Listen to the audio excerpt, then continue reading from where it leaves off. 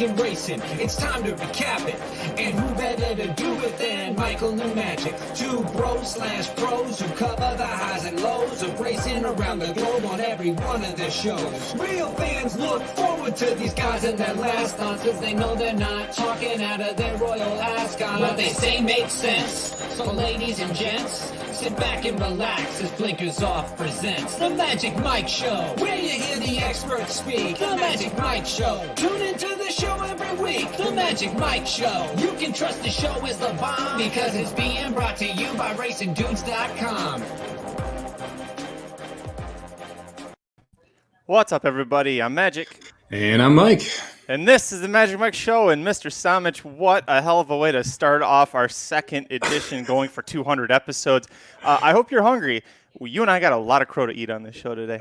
I mean, yeah, we do. It was one of those weekends where it was just so up and down and so close in so many aspects. And just, I mean, you titled this The Aftermath, which was just absolutely beautiful because, I mean, after Friday and then Saturday and then Thursday and then Friday, then Saturday, then Sunday. Oh, by the way, we had Del Mar and Saratoga on Monday.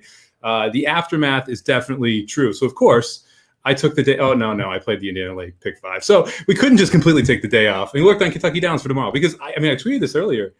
It's just there's a no stop here. I mean, like usually you get this break at this point, but man, we got Keeneland coming up in a week. We got Belmont and Santa Anita coming up, and this week alone we've got Kentucky Downs back tomorrow.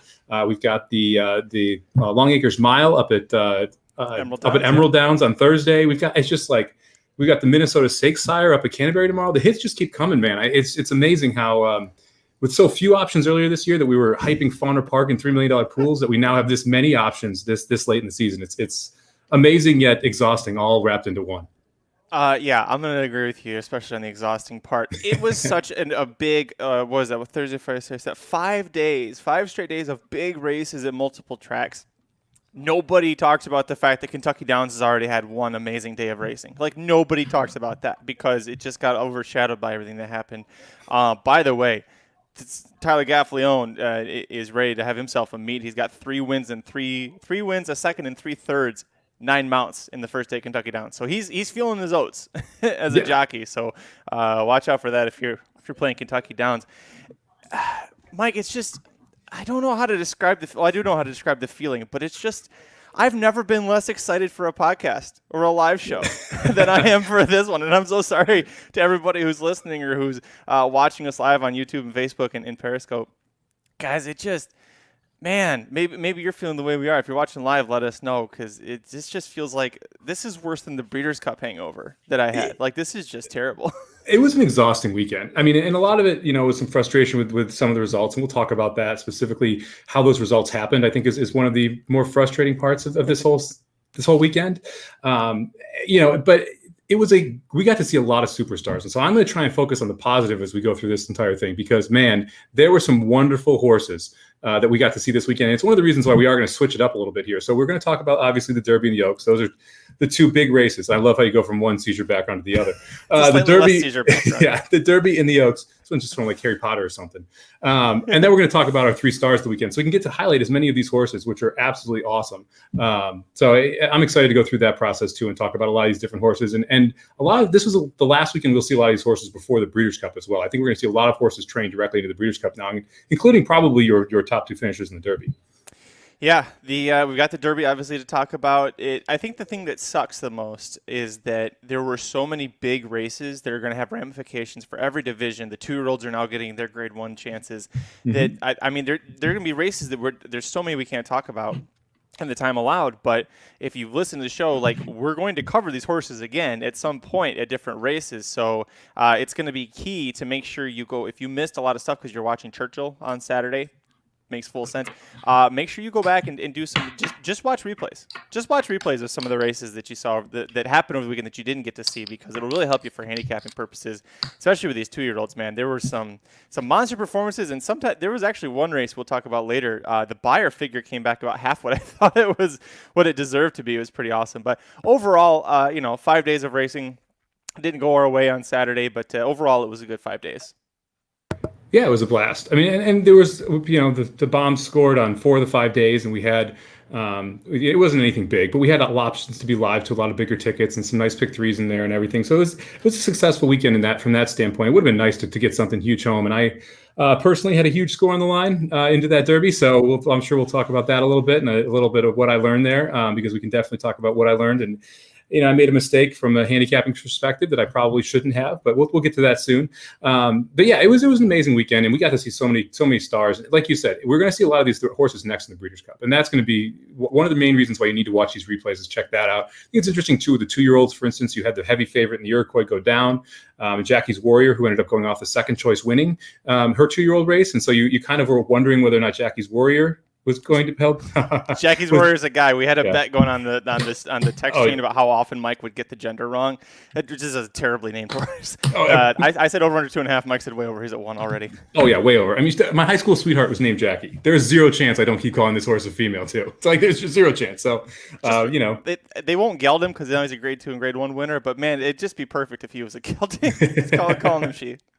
Anyway, yeah, I mean, so then you had to wonder, okay, is Jackie's Warrior, is his form going to hold up after seeing I can't remember the horse's name, the Tide something, run so poorly against the Dale Romans duo in the Iroquois. So it's going to be awfully interesting to see how everything plays out from this weekend. And I think it's going to be interesting to see how the form at Churchill plays out. Outside of the Kentucky Derby, the rail was dead that day.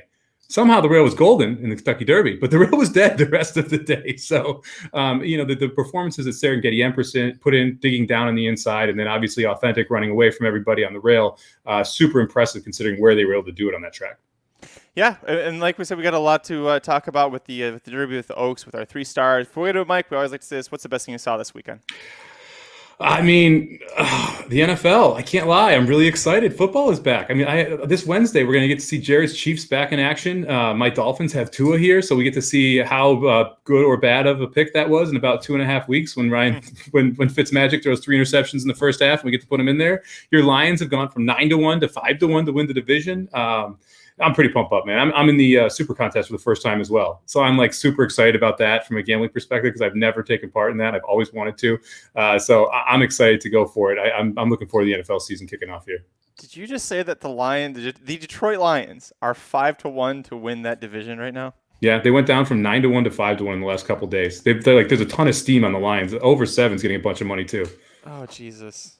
People, don't do that. Yeah. Don't do that. I'm telling you. Don't. This is worse than Mike betting the Browns to win the Super Bowl when Manziel was a rookie. Like it just what was it, Manziel? Whichever one of those terrible. No, it wasn't Manziel. Come on. Don't. That's just mean. Baker. It was the less terrible of the two. And let me tell you, Aaron just drove off the road again that you said Manziel was from Oklahoma. I will call you out on that one. Aaron hurts so much from what happened this weekend. He's literally watching us live on Oxy. Like, I'm not joking. Aaron's in that much pain because of what happened this past weekend. Best thing that I saw, I had to take a break from horse racing for a little bit because, as you said, the hits didn't stop after, the nice thing about the Breeders' Cup is when the Breeders' Cup ends, there's about a week and a half where I can just kind of sit back and relax and I don't have to worry. No, Sunday and Monday were just as intense as Saturday was.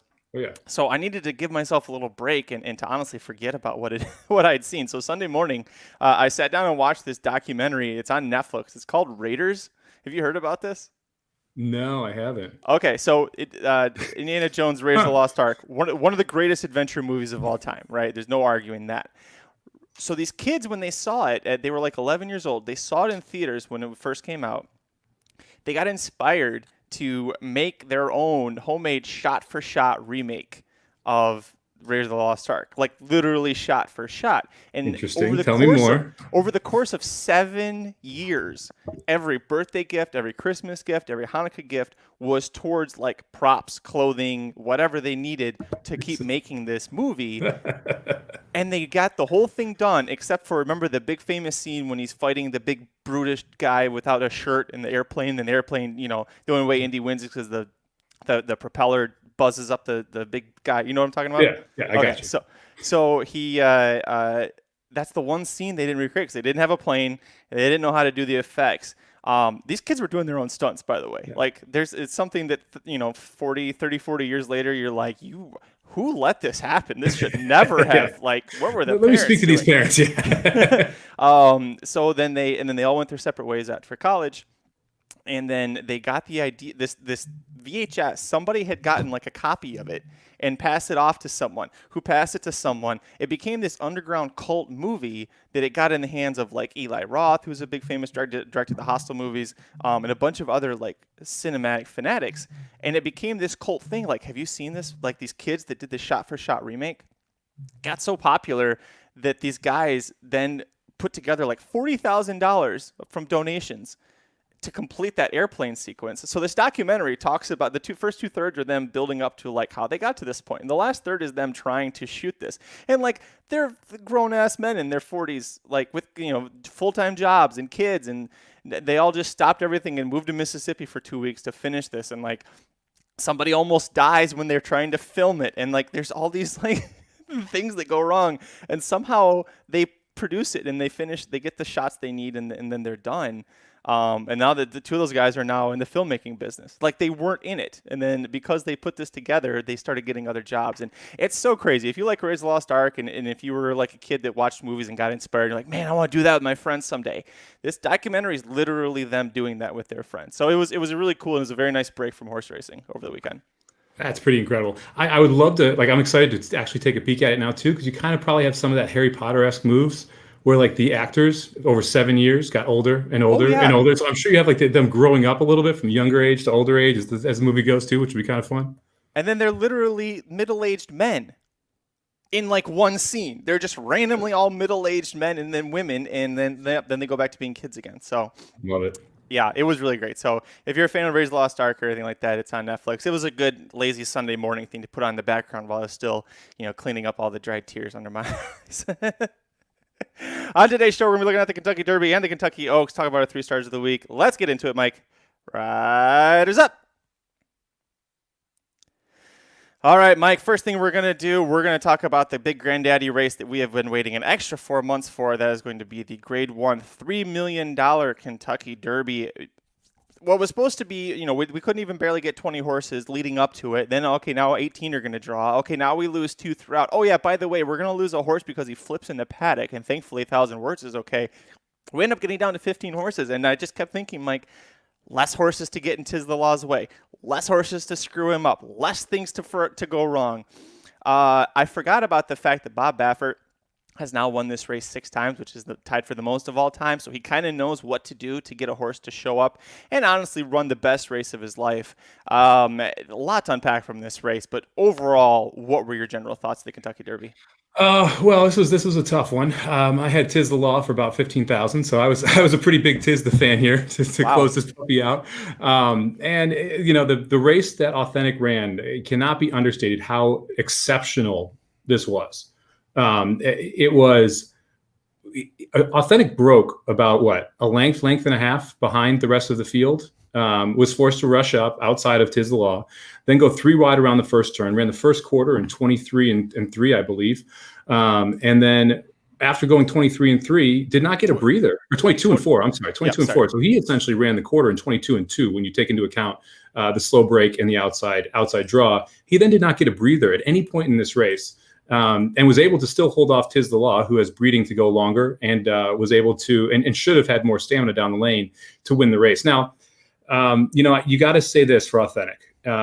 First off, before we even get into the race, congratulations to everybody who had a piece of this horse. Yes. One of the things I think that, people gave, obviously you're not getting any money for the win, and that's kind of a bummer, but they were like, my racehorse was very upfront about that. So you can't really be mad about that. And let's be honest, you don't buy into syndicates to make money. If you're doing that, you're doing something wrong. Like, I didn't see of all the shit that hit the fan, and there was a lot of it that hit the fan between Saturday and Sunday morning. I didn't see anyone who actually owned Authentic going, hey, I got screwed. It was everyone who didn't and thought this whole syndicate thing from the start was stupid, saying, well, you guys got screwed. None of them, they were all like, but we knew what we were getting into. And the thing is look, $206 is well worth it for the excitement that you had on Haskell Day and the experience you just had that can never be taken away from you on Derby Day.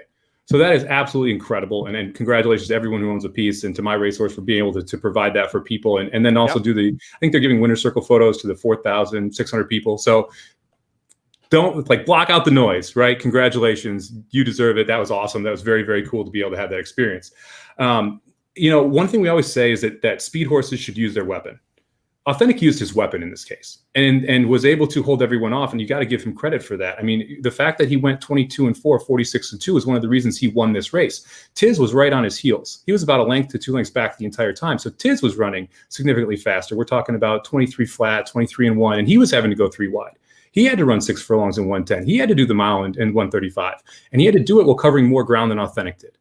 Authentic used his speed as a weapon, and you saw Tiz for the first time, Tiz the Law, tired in the stretch. He was not the same horse that he was coming home with a slower pace in the Travers. He was not the same horse as he was coming home with a slower paces in earlier races. Clearly, something took it out of him. He also supposedly didn't love the track, which isn't a shock. We had seen him struggle on this track before. But in this case, Authentic was able to use that speed as a weapon. Now, how Authentic got the distance, I've been over this time and time again. I've gone through past PPs of Into Mischief horses. I've looked back at what horse he's sired.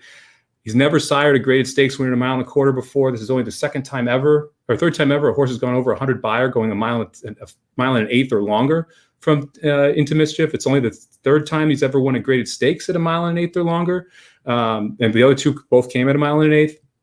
So how he was able to run this race, there's no logical answer from that perspective, from a breeding perspective, or just from what we've seen from the horse. But he was able to get it done in this case. And what I learned is, don't leave Bob Baffert off when he really wants to win a race. I mean, he was the only thing blocking Tiz the Law here, and from winning the Triple Crown. And he's got 2 Triple Crowns, and he wanted to make sure it didn't happen. And he was able to get this horse ready to go and be able to get him to the wire first. And in what I still can't figure out logically on paper how it happened, but it'll be interesting to see what Authentic does moving forward here, because you got maximum security for Baffert sitting there waiting for the Breeders' Cup Classic. And I don't think Authentic really wants any part of 1.25 miles even after this race. So I would expect that we see him in the Breeders' Cup Mile as his next start.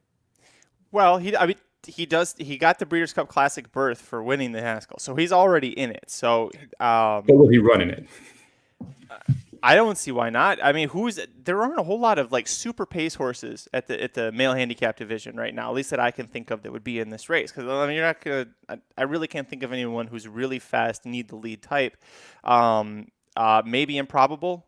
Improbable likes to race up there, but if he goes in with Improbable, there's another horse we question about wanting the distance, and then Authentic, and then Maximum Security, who loves the distance but has to be ridden hard from about the halfway point in the race. He's going to have plenty of options, and he's going to be loaded for bear getting into it. You talked about how Authentic was his win, so to speak. I want to draw everyone's attention. This story got posted earlier today on racingnews.com, so you might not have had a chance to see it yet, but Saratoga Slim wrote a post-mortem looking at the 2020 Kentucky Derby, specifically looking at how did Authentic get the distance, because he, like so many of us, had the same questions. How the hell did this horse do it? And then he really did a lot of research, and he compared to past Kentucky Derbies when horses went gate to wire. What did the fractions look like there? Horses that have come in with certain speed figures. He looked at how that worked into it.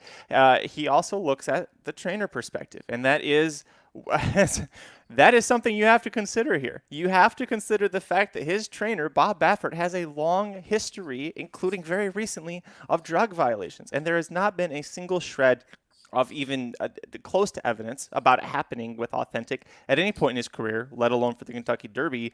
But part of what Slim said is what's on everyone's mind is that when Bob Baffert wins a big race with a horse that makes you kind of scratch your head and go, how did that horse do that? You can't help but immediately think that there might be something nefarious to it.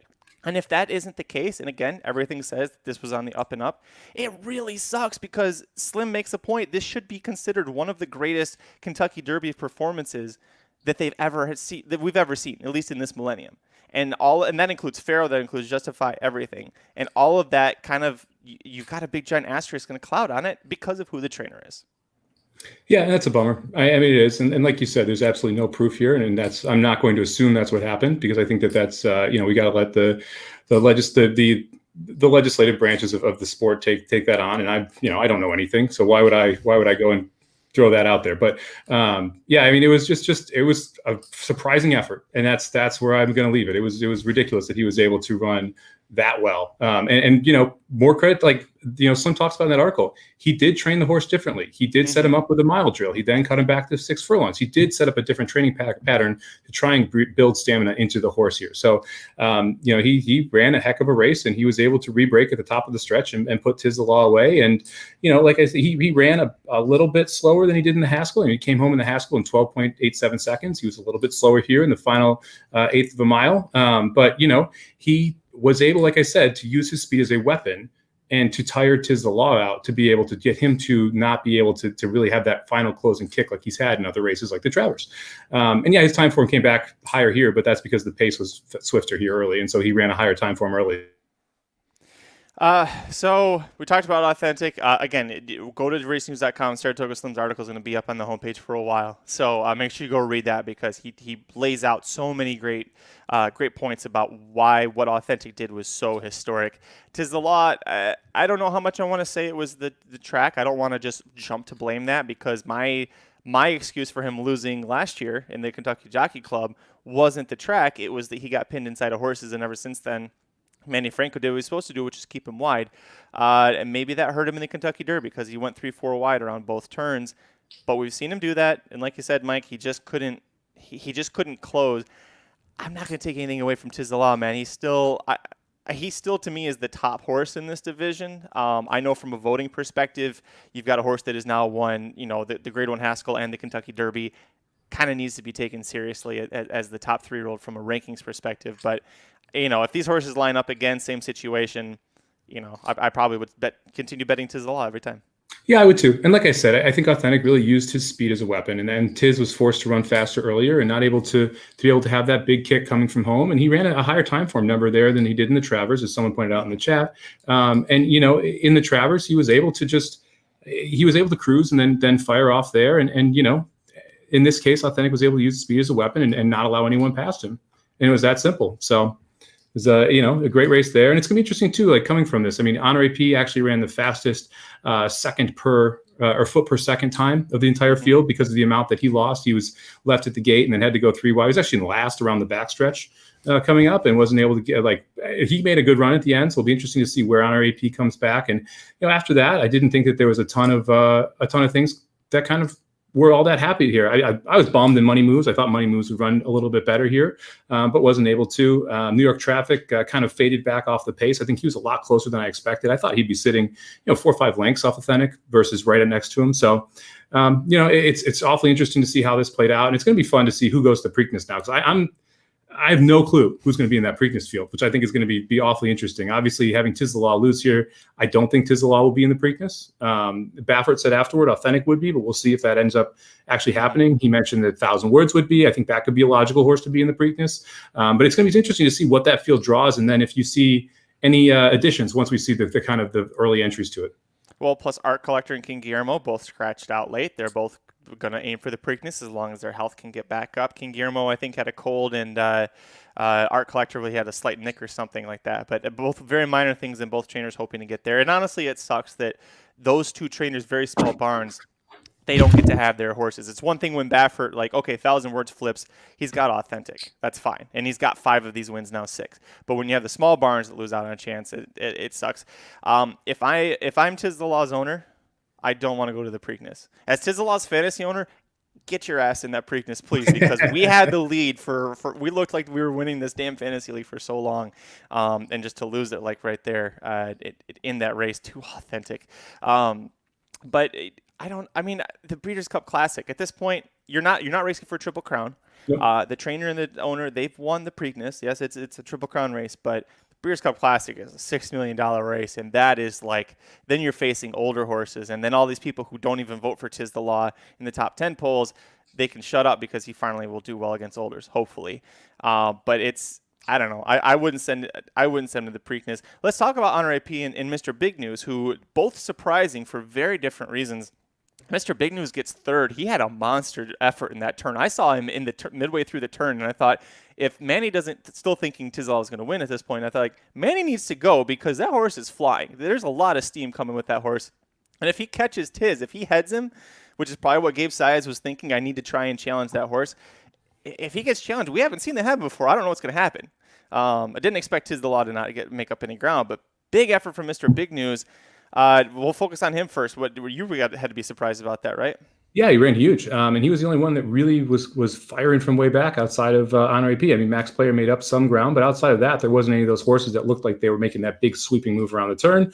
And we'd seen him do it before. I mean, he was able to do this at Oaklawn when he was able to get up and win at a monster price. And he was one of those horses where you thought that if a couple horses dropped back, he could definitely pick up the pieces. And I think that's exactly how this set up for Mr. Big News. And he ran a heck of a race, and Size got him in a good position, and a nice race to pick up the third place check-in, that's for sure.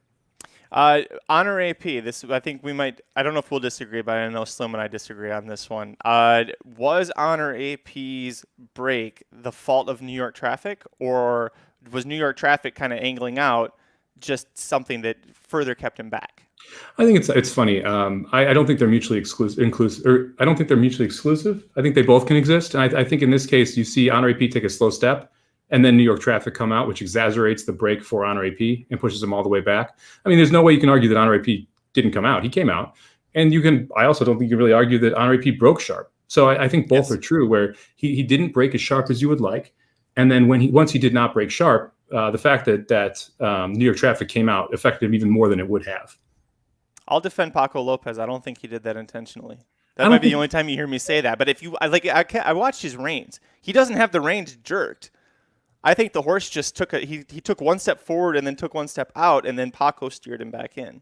Yeah, I don't think so either. I agree with you. I think that you can tell by his hips. His hips are completely off the horse, which means it's unexpected to me. Yep. Versus his hips being directly over the horse, which means that you're more moving the horse. So I think that the horse took a weird step out of the gate.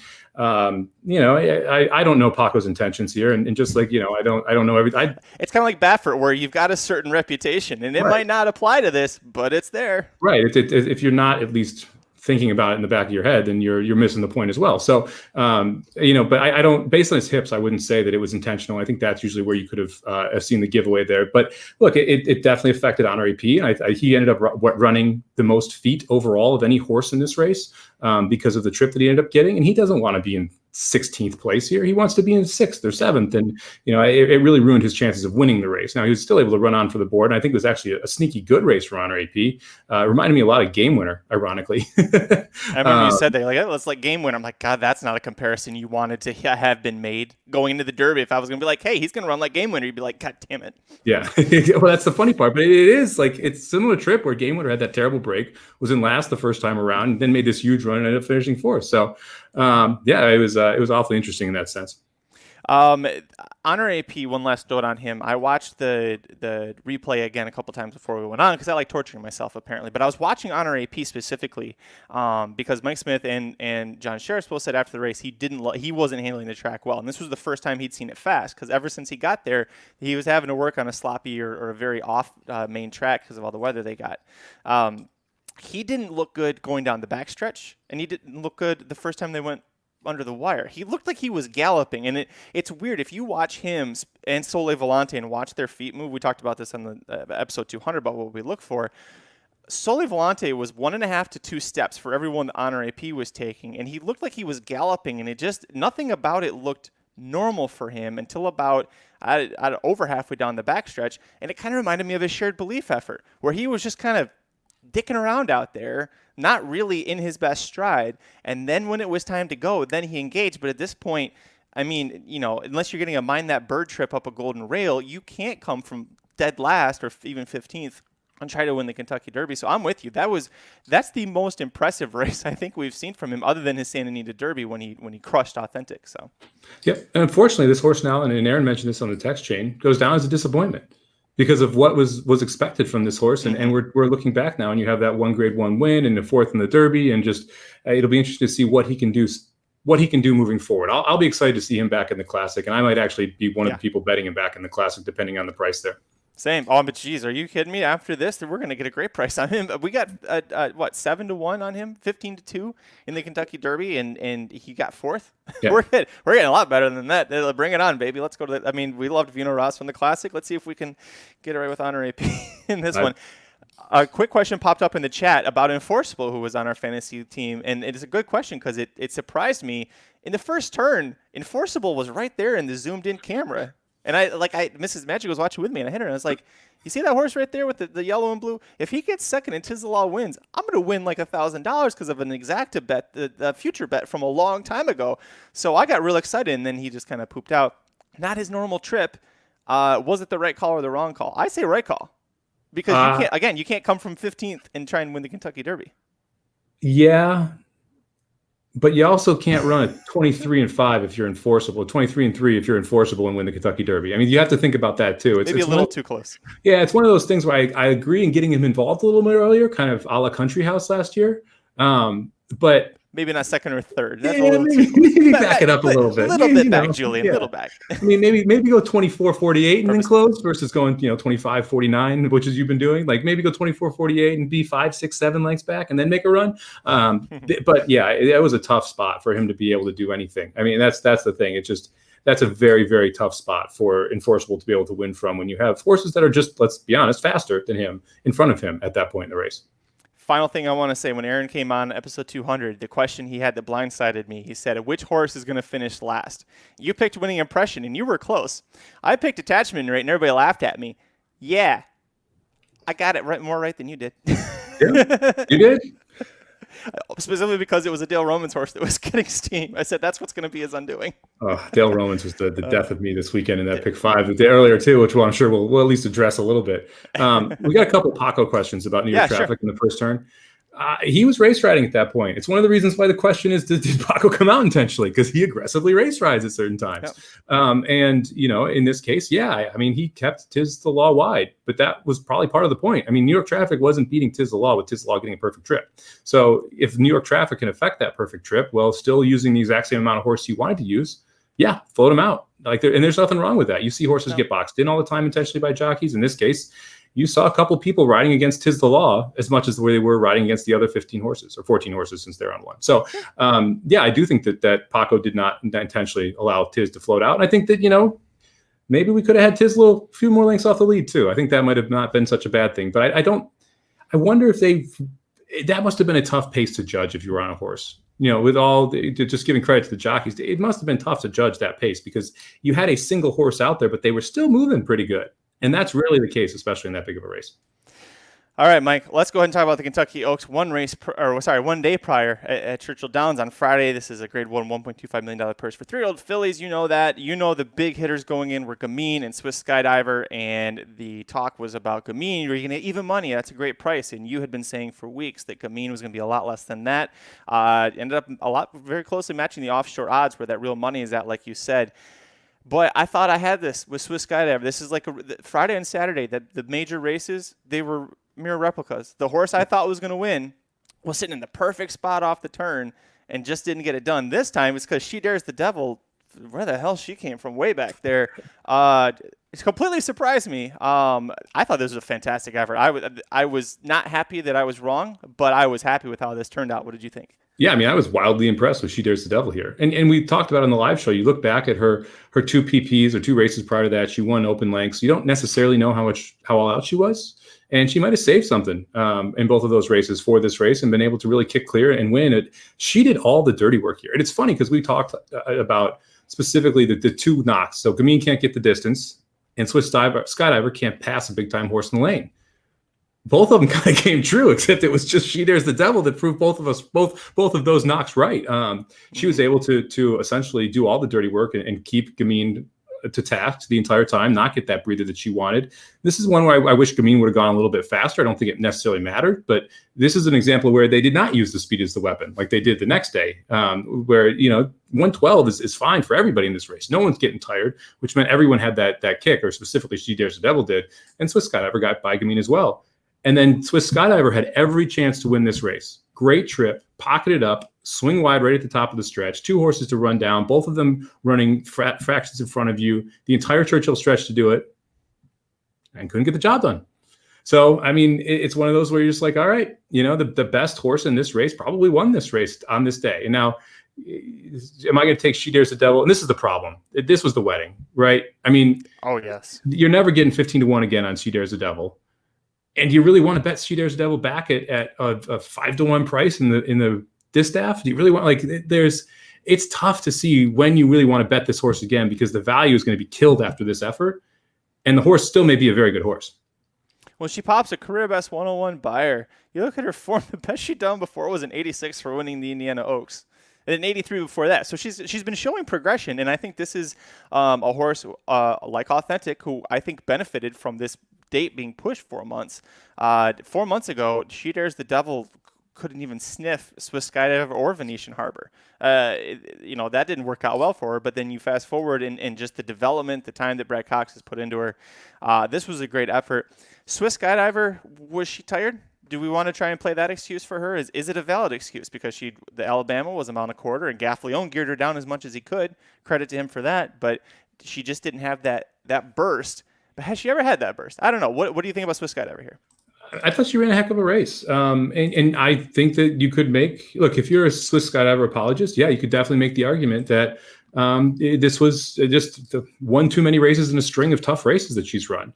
And the Alabama wasn't that tough, but I mean, prior to that, she faced Art Collector. She was all out in that race. She had been running some big time efforts against some pretty good horses, and this was, I think it was like the 7th track she's run at this year, with different jockeys in different places at different distances, all going 2 turns, on the lead most of the time, running career best Beyer after career best Beyer. It's like, at some point, yeah, that does wear on a horse. I mean, but she also ran a darn good race here. She just got beat by a horse that ran a better one, and that's one of those reasons why I'm not sure if that's the reason she lost.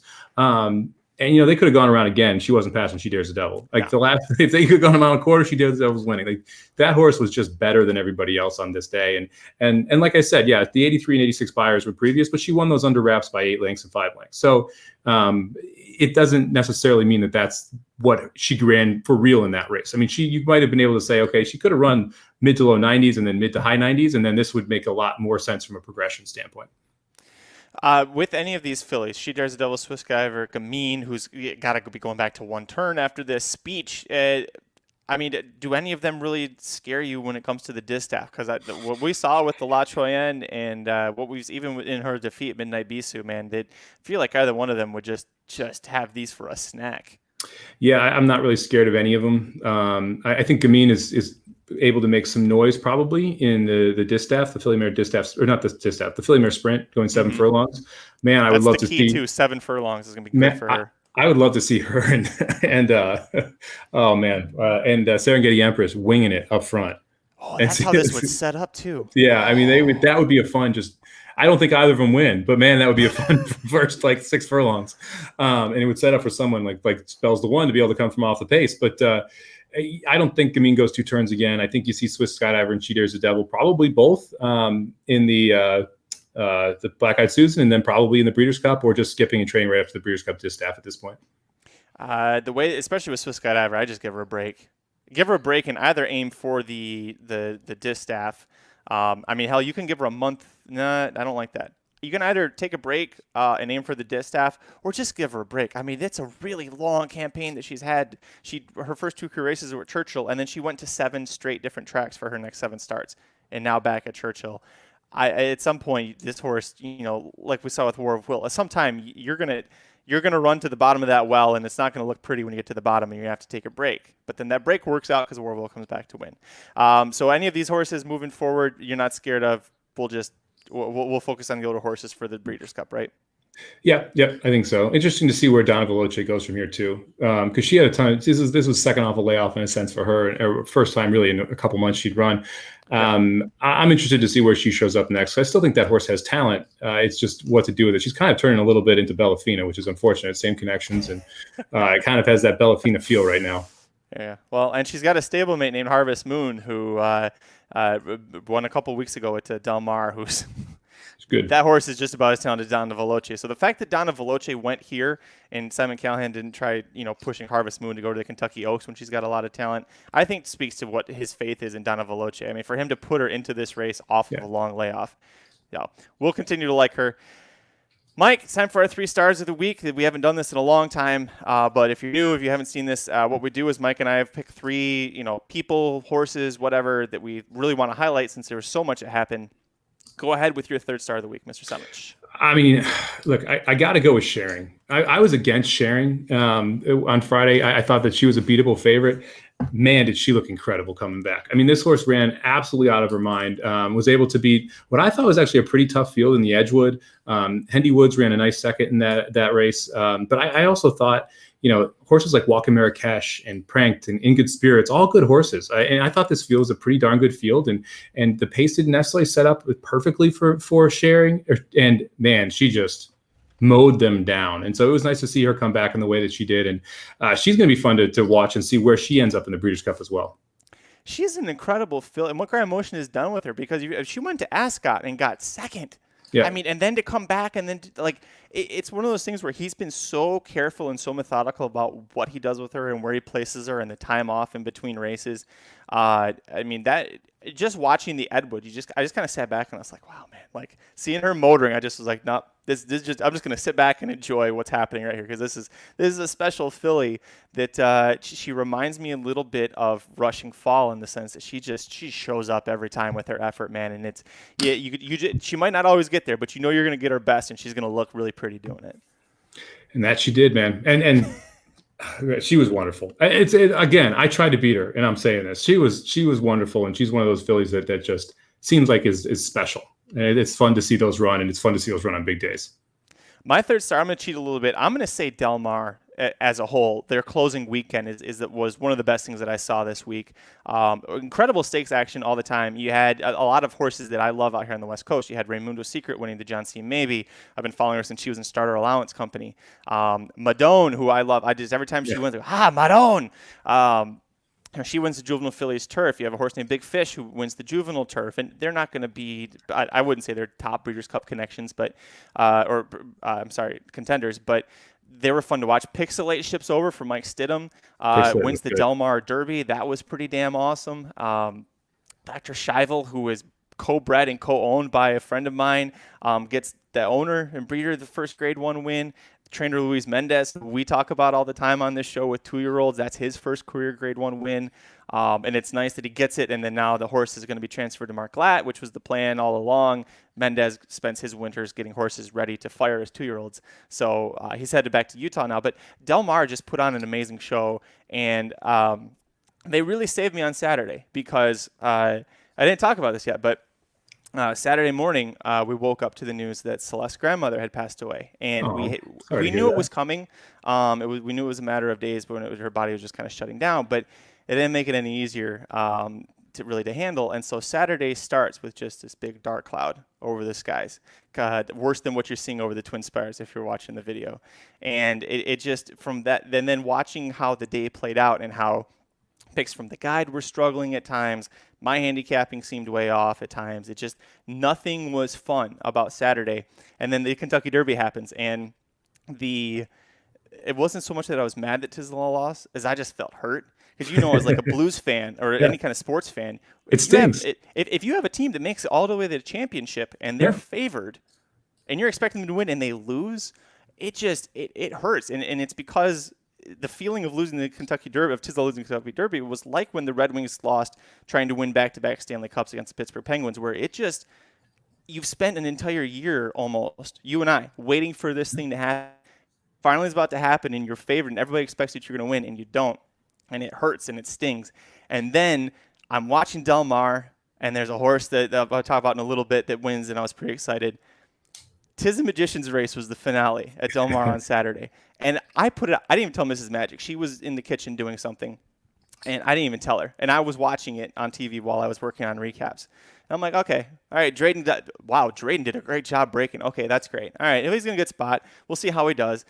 Whatever. I'm not expecting much. I didn't bet the horse. Off the far turn, I'm like, okay, they're going to get him. Let's just see how he handles it once they head him. Wait a second. They didn't get him. Yeah. They get inside the 8th pole, and all of a sudden I said the first thing I say is, hey,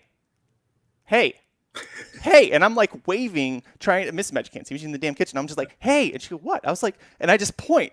And then the best part of it all is good friend John Lees is calling the races this weekend, and John Lees, and Tis the Magician is going to win. And I was just like, and I just keep pointing and doing this the whole and she goes, wait, what race is this? I was like, right now, Del Mar. She goes, he's racing right now? He won, and I like that. To me, was just like after how shitty of a day it was. I mean, I didn't join the live feeds because I was spending as much time as I could with Mrs. Magic. So for everything to have been so shitty that day, and then to end it with John Lee's calling home, "'Tis a Magician," my camera's freaking out about it. It just was. It was such a nice end to a really terrible day from betting and emotional perspective. So, Del Mar closing weekend. Thank you very much. I miss you already. It goes back into the ownership part of it. You're not doing that because you want the $20 for the racing share or anything. You're doing it because of the feeling and the excitement that you get from it. And in this case, it turned your day around. And that often can be something that you can't really put a monetary value on. And also Del Mar, and I know you were jacked up about this, and Saratoga had something similar going. The jockey standings going back and forth all the way down. I mean, with Spoli and Pratt going back and forth, and the Ortiz brothers going back and forth, and it's one mount this way, one mount that way. Pretty incredible what both of those had, and the fact that you were literally coming down to the last 5 races where each had a mount, and it was one race one way or the other. Pretty cool to have both those standings go right down to that last race. Yeah, and by the way, Dr. Scheibel, my friend's horse, Pratt rode that horse, and that is the final win that put him one above Rispoli to end the meet with, I think it was 51-50. I forget what it was. It was 1 win difference, and it was because of the futurity on Monday. And my friend had one horse in the finale after that futurity that Rispoli was on. And I was like, I don't know what to root for. Like, if I root for him, he didn't win. So Pratt got it. And by the way, 15 stakes wins in the meet is a new record. Bejarano held it with 12. So Pratt gets the wins for the meet and now owns the stakes record for the meet. Pretty damn awesome. Pretty damn cool. Yeah. For me, number 2 star of the weekend. I'm going. Look, I love this. You're laughing already.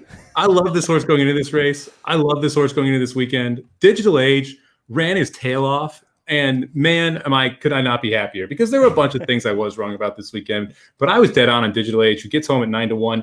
And the horse, you could tell that it was just, this race was just setting up for it. It wanted the mile distance. It was able to run absolutely huge here. And you saw that move around the turn. And the fact that Paco was on the other Chad kind of made me think this was the Chad that was going to fire. And you saw that move around the turn, and you're just like, yep, he's going to do it. He's going to do it. And look, Factor This ran a wonderful race because the turf was playing toward closers on Saturday. I'm not sure if everyone realized that, but once you saw what Field Pass did and where Field Pass got the setup of a lifetime and then hit a wall going 48 and 112, man, you could see that it was tough on the front runners, which meant that race by Factor This was even more important or impressive. But man, Digital Age just chewing up ground late and being able to get up in this spot. Not always a big time win horse, but man, when he runs big, he runs big. And he ran big here and was able to get up in time. And so that was a huge one for me for the day. But I also was just ultra impressed that Digital Age was able to bring it in this spot. Yeah, I felt like an idiot because I didn't have him, and I just his form. I knew what I missed. Looking through it, I realized, and there are a lot of Chad Brown horses in there, but I realized what I missed after the fact.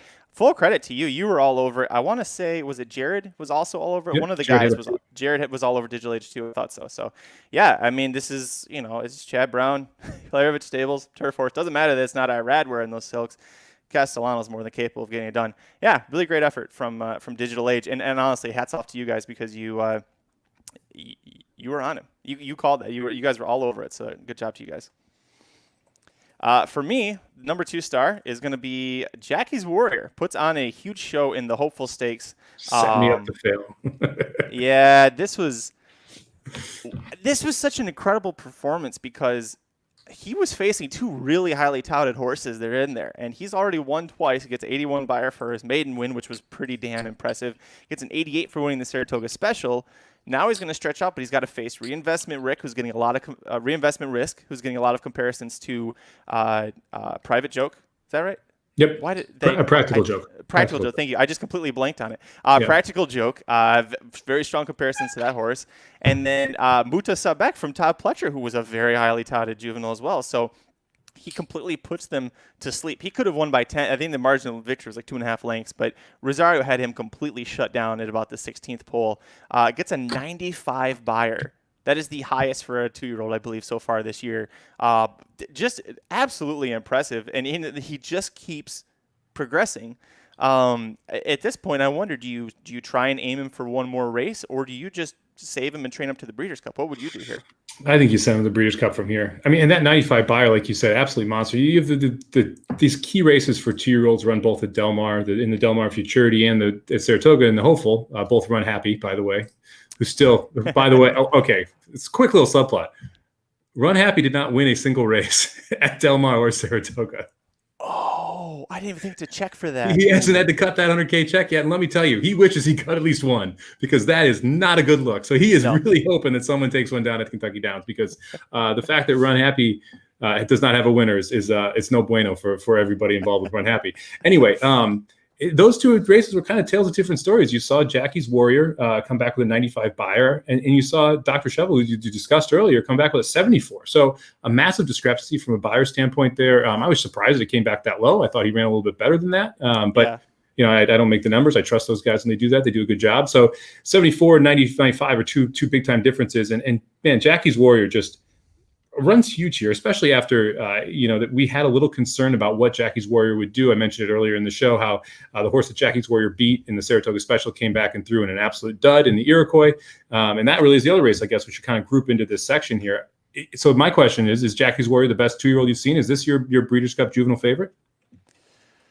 I still want to see another round. I want to see these horses try and go 2 turns, though I don't think the Champagne, I think that'll be 1 turn. But I want to see what we can get with 2 turns with some of these horses, just because I think COVID threw off a lot of these trainers with their plans. Bob Baffert has said it multiple times that COVID put him behind with getting his 2-year-olds ready.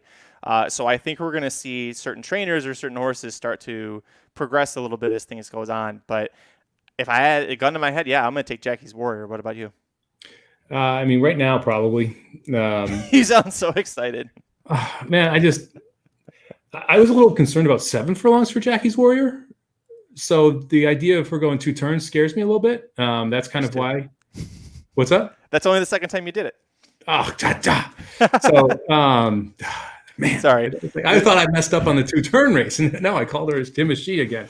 Yeah. I mean, for me, my concern with Jackie's Warrior is the 2 turns, and I haven't seen that yet. And like you said, you'd like to see some of these horses go 2 turns. I don't think we'll get that chance. I think many of the 2-year-olds that are going to be running in the juvenile are going to be 1-turn horses trying 2 turns for the first time because of the way that this year is set up. So it'll be interesting going forward. I will probably try and fade Jackie's Warrior. She might be defensive.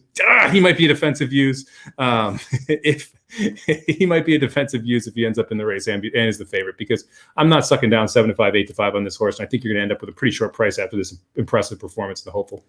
There is some penchant for distance in his pedigree. He's a half to King Theo, who was in the American Turf over the weekend. Didn't do well, but had finished second by a head in a 1 mile and an 1/8 turf allowance before that.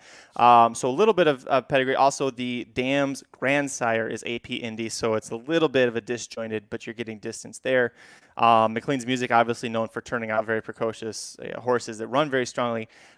Look at relative of Uncle Chuck, who got going late, but ended up sparking pretty big early. It's too early for me to have to make a decision. You want to talk about the Iroquois real quick? Boy, I was right and wrong at the same time, because I put a Dale Romans horse on top in the guide, and I just picked the wrong one. I wanted to see Ultimate Badger get the job done. Ends up being sitting on go. Boy, this whole race was just a mess. Do you want anything out of the Iroquois? Not really. I was on Ultimate Badger too, because Talamo ended up there, and that's the regular rider when you see good horses out of the Romans barn in that area, and you see the number of mounts that Talamo had versus I don't remember who was on sitting on go. But man, that was Corey Lannery. So Talamo is called on much more for the Romans barn than Lannery is.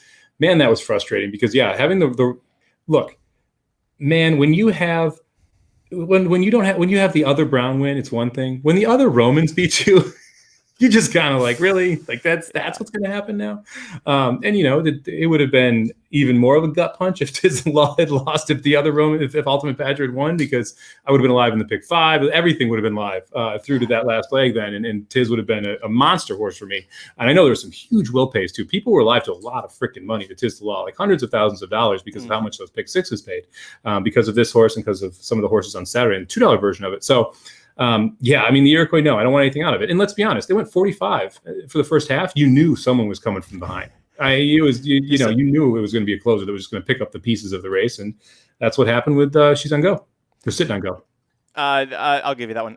The Ride of a Lifetime was the favorite, and a big reason I put Ultimate Badger on because I knew this horse was going to get overbet, and like someone said in the chat, like I didn't want this to turn into a Dennis's Moment situation where you have a horse that's I've been burned too many times by horses that are 2-year-olds that look great after a couple races, and then they're going to inevitably hit a wall or throw up a flop or fall to their knees out of the gate in the Breeders' Cup. So I was trying to beat what I thought was a very beatable favorite, deservingly but beatable favorite.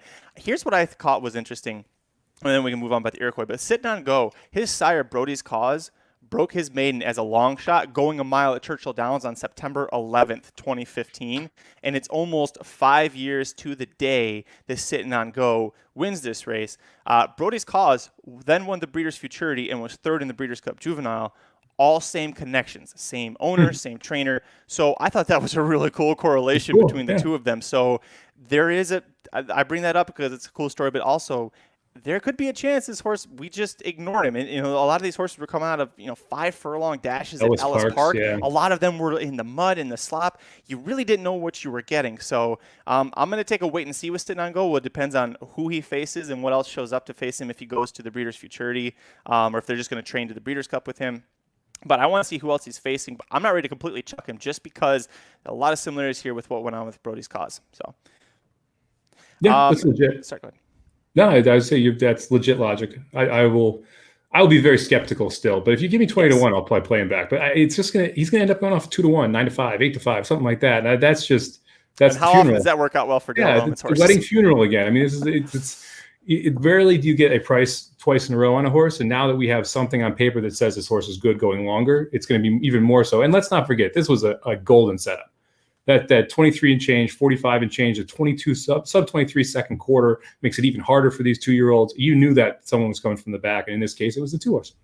We're running a little over on time, so we'll go. What is your first star from this past week? Look, it's Monomoy. It's Monomoy Girl. I mean, she had a terrible trip. She broke poorly. She was outside. It looked like everything went against her, and she cantered home for fun. I mean, we talked about how this was going to be the division, how the distaff could be it this year with Midnight Bisou, and then you have maybe Gamine and Swiss Skydiver like knock heads, and if they're this incredible 2 horses, and you have these 4 super fillies coming in there, and you can get like a 3 to 1 price on all of them. Monomoy Girl should be about 7 to 5, and she deserves to be. She was that impressive in this race. She looked absolutely spectacular. Of all the horses that I saw this weekend, she was the most impressive horse to me because everything went against her, everything went wrong, and she still just looked like a champion. Yeah, she ran well. It was a little. There was part of me in the moment, I'll admit, that went, "Ooh, he had to actually use her," which we haven't seen, but. Then I thought about it, and I was like, that's really stupid to just go, oh, he had to use her, so automatically something's wrong. He used her. How did she respond?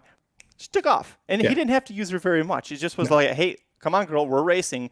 And she's like, okay, fine. I'll actually try a little bit here. So, no, she was fantastic. I wish Midnight Bisou hadn't lost the personal ensign for a million reasons, but I wish that she hadn't lost that because if you had Monomoy versus Midnight Part 6 at this point, aiming for the Breeders' Cup distaff and the storylines. I mean, you still have that, but if they were both undefeated going into that would have been the best story of the Breeders' Cup. You could have made a much better case for Midnight Bisou had she won that race impressively. Now it's pretty tough because, look, Monomoy Girl's eaten her lunch about 5 straight times. And so it's like, you really think that Midnight Bisou is going to be able to overcome that last race and Monomoy isn't going to improve into it. And so, I mean, I wish that this whole division turned out a little differently, but I can't take anything away from Monomoy Girl, who was, I've been a disbeliever. I used to be. Now I'm drinking the Kool-Aid. She's that good. She was awesome on Friday. She really was. For me, the first star is I'm going back to Del Mar, and this is the horse that I said I thought the buyer came back ridiculously low, which surprised me. Princess Nora in the Del Mar debutante on Sunday. I said after she broke her maiden in the text chain, I said, there's your Breeders' Cup Juvenile Fillies winner. I'm standing by that after this. That's 2 races. She hasn't even been asked, which could be a cause for slight concern. I want to see what happens with her next race. But right now, this is the easy clubhouse leader for the Breeders' Cup Juvenile Fillies. She was trouncing foes she was winning big races with Victor Espinoza. You know how much we love him on the show. I just loved her. Did you get a chance to see this replay over the weekend? Yeah, 2 things. So first off, Victor Espinoza on a Bob Baffert first time out, like that was this good. Totally blew my mind. I was shocked when she debuted with Victor. Well, do you know why that happened? I'm sure there's a story that you're going to tell us now. Drayden was serving a suspension that weekend. That's why a Victor got it. bad weekend to be serving your suspension. We'll put it that way. No kidding. Although he would have lost the mount anyway in a month. The other thing, she should have been taken down in this race. I mean, she was ultra impressive. Don't get me wrong. Think so? Okay. But like, she clearly came in and took out the 3-horse, who then had to pull up because it was like it got taken out and then took a bad step because of it. And this is your other favorite. You're seeing the odds from the 10th race there. You're not seeing odds from the previous race where the 3-horse was the other favorite. And literally, Princess Noor hip checked her out of the gate, came over, like you can see where the 4 is? That's the 5 in the 4 gate. The 4 is in the 1.5 gate. Like, that's how bad she came over. It took out half the field. And, yeah, she was the best horse. Yes, but like, you kind of took out, like, if you didn't disqualify Bayern, you're not disqualifying that, and I am standing by that rule.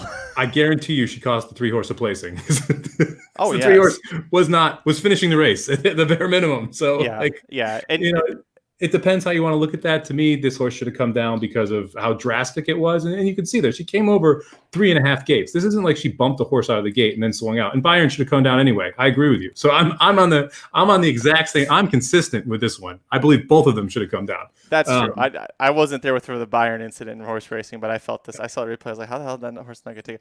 Exactly. I will say, Victor Espinosa repeatedly said after the race that the 3 came out and caused that action because Princess Noor, you can see, is a little bit. It's a little hard to see in that photo, but she's a little bit sideways because of something that hit her back hip, her left hip. I have not seen the overhead replay, but the people who I trust have seen the overhead replay, and they confirmed with Victor Espinosa that the 3 caused that. This picture, though, is extremely damning. There is no way you can look at that photo and go, the 3 caused it. I'm just going to say Bayern didn't get disqualified, and she was much the best, and I'm going to leave it at that. Yeah, now, disqualification aside, she was much the best. She was very impressive. She looked great. She's a deserving #1 star. She's probably going to be your favorite in the 2-year-old Breeders' Cup race with the fillies. I mean, she is the juvenile fillies. She is going to be. She has the chance to be a superstar that's debuting in the 2-year-old season. So don't want to take anything away from her effort, because it's probably also not necessarily her fault that she came in 3 past. I mean, she's a 2-year-old. It happens, right? And it definitely wasn't intentional, but. Yeah, you probably still should come down there, but a monster effort nonetheless, and a horse that you have to fear going into the Breeders' Cup. All right, that's going to wrap this up. Thank you so much for joining Mike and I for a little bit of a longer talk, but we had a lot to unpack with the Kentucky Derby, the Kentucky Oaks, and the entire weekend of racing. Again, we didn't get to talk about a lot of great races, but you know what? You can find every recap and replay over at racingdudes.com. So head over there. There's a button at the bottom for all the race recaps.